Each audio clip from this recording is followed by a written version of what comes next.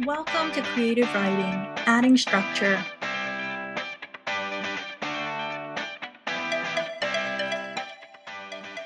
In this video, we will go over what is plot, come up with a problem for your story, and think about characters.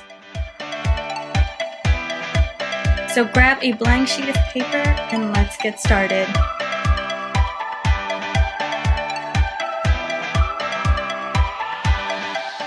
You are probably wondering, what is plot?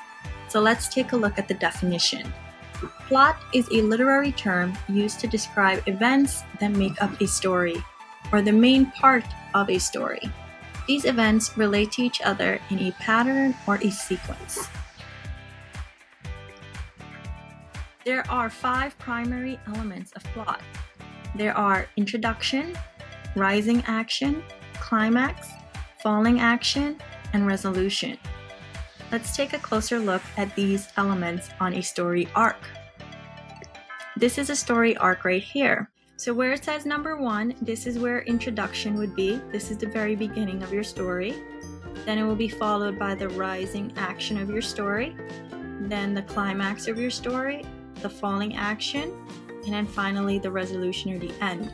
Most stories and most books you're reading follow this story arc. It does get a little bit more complex as you get older and read harder books, but as of right now in elementary school, most of your stories do follow this story arc. So today we are going to be focusing more closely on the introduction / beginning of your story. An introduction is the beginning of the story, where the characters and setting are established. The conflict or the main problem is introduced as well. So right now in our story arc, we are right at the very beginning. So this is where we are going to introduce our characters and the main problem in the story. So today you want to think about, what is the big problem in your story? What is the problem that your character is going to be trying to solve? So in order to write this out or plan this out, we are going to be using a tree map. So go ahead and get a blank sheet of paper, and on the top of your tree map, you are going to write, how can I add structure to my story? And then you're going to write problem, setting, characters, solution, and you're going to leave the last one blank. We will be using this later on. Once you've written these things down, we are going to be focusing on the problem branch. So here's an example of the problem in my story. I was able to think ahead and come up with some names for my characters and a setting for my story, so you may not have that yet. So you might want to pause for a moment, think about where does your story take place, and maybe think of a character name. You can always change the setting and the characters later on as we continue planning. So let's read the problem in my story. Something doesn't seem right in Willabella's new town. Everything and everyone seems too perfect. Even the students in her new school, Bright Beginnings Academy, seems a bit off, like they're being controlled by someone or something. To Willabella's surprise, the students in the town are all robots. But who's controlling them? That is the real mystery. So the problem in my story is, there's a girl named Willabella who moves to a new town, and something doesn't seem right.